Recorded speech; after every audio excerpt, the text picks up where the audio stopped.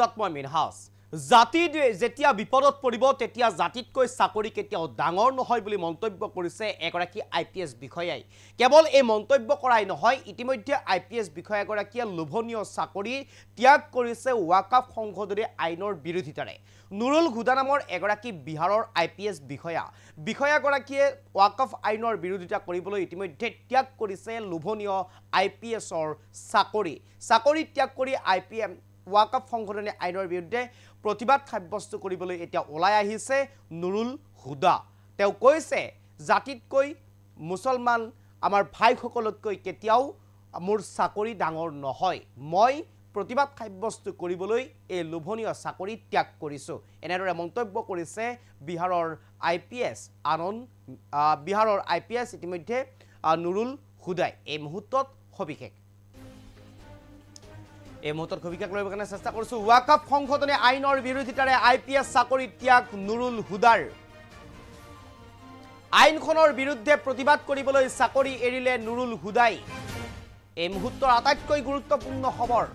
ওয়াকাফ সংশোধনী আইন কোনো কাৰণেই মানি লোৱা নহব বুলি মন্তব্য কৰিলে নুৰুল হুদাই ওয়াকাফ সংশোধনী আইন কোনো কাৰণতে মানি লোৱা নহব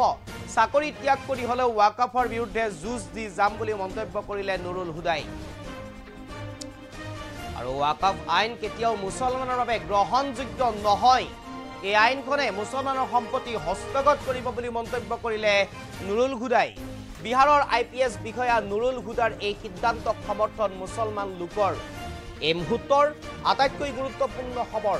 1995 বেটছৰ আইপিএছ আছিল নুৰুল হুদা বৰ্তমানেও কৰ্মৰত আছিল আইপিএছ বিষয়া হিচাপে নুৰুল হুদা আৰু ওয়াকাফ সংশোধনী আইনৰ বিৰুদ্ধে প্ৰতিবাদ সাব্যস্ত কৰিবলৈ লোভনীয় আইপিএছৰ চাকৰি ত্যাগ কৰিছে নুৰুল হুদাই লোভনীয় চাকৰি ত্যাগ কৰি মুছলমানৰ বিপদৰ সময়ত থিয় হোৱা পৰিলক্ষিত হ'ল বিষয়া গৰাকী এই মুহূৰ্তৰ আটাইতকৈ গুৰুত্বপূৰ্ণ খবৰ বিহাৰৰ সীতামাৰী অঞ্চলত বাস কৰে আইপিএছ বিষয়া গৰাকীয়ে বিহাৰৰ সীতামাৰী অঞ্চলৰ পৰা আইপিএছ বিষয়া হিচাপে ওলাই আহিছে এইগৰাকী আইপিএছ বিষয়া নুৰুল হুদা 1995 চনতে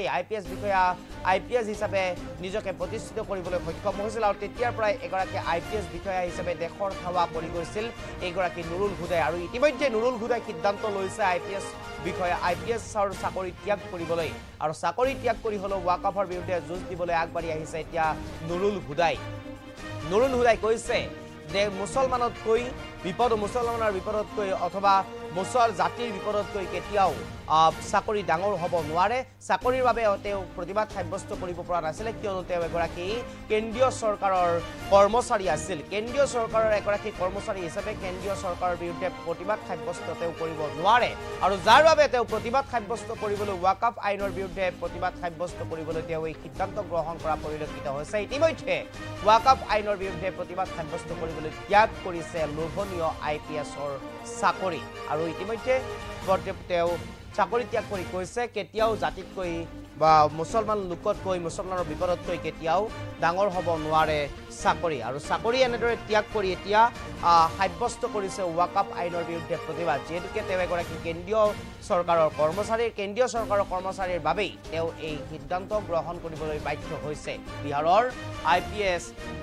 নুৰুল হুদাই ওয়াকাফৰ বিৰুদ্ধে প্ৰতিবাদ সাব্যস্ত কৰিবলৈ ত্যাগ কৰিছে আইপিএছৰ চাকৰি